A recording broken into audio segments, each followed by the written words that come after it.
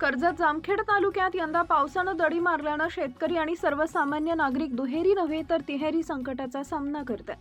पावसाळा सुरू होऊन 2 महिने उलटूनही समाधानकारक पाऊस न झाल्यानं खरीप हंगामातील पिकं धोक्यात आली आहेत। त्यातच जीवनावश्यक वस्तूंच्या वाढत्या दरामुळे सर्वसामान्यांच्या जगण्याचा खर्च वाढला असून आर्थिक कसरती करावी लागतात।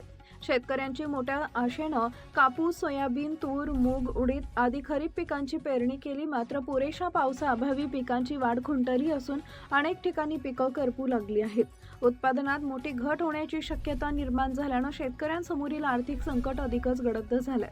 काही शेतकरी दुबार पेरणीची तयारी करत असले तरी पावसाच्या अनिश्चिततेमुळे त्यांच्यासमोर मोठे प्रश्नचिन्ह निर्माण झालंय।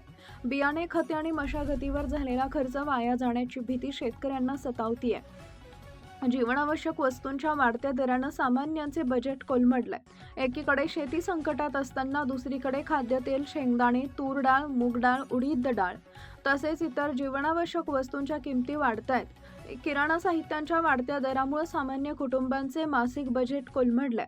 मर्यादित उत्पन्न आणि वाढता खर्च यामुळे कुटुंबाच्या आर्थिक घडी विस्कळीत होत असल्याचं चित्र आहे। रोजगारासाठी तरुणांचे शहराकडे स्थलांतर आहे।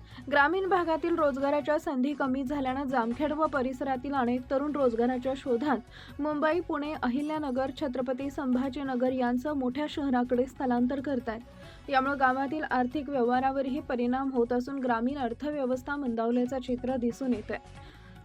वाढती महागाई या तिहेरी संकटामुळे शेतकरी आणि सर्वसामान्य नागरिक हतबल झालेत। शासनाने महागाईवर नियंत्रण आणण्यासाठी प्रभावी उपाययोजना कराव्यात। शेतकऱ्यांना तातडीनं आर्थिक मदत, पीक विमा व विमा नुकसान भरपाई द्यावी, तसेच ग्रामीण भागात रोजगार निर्मितीच्या योजना प्रभावीपणे राबवाव्यात, अशी मागणी नागरिकांकडून होते।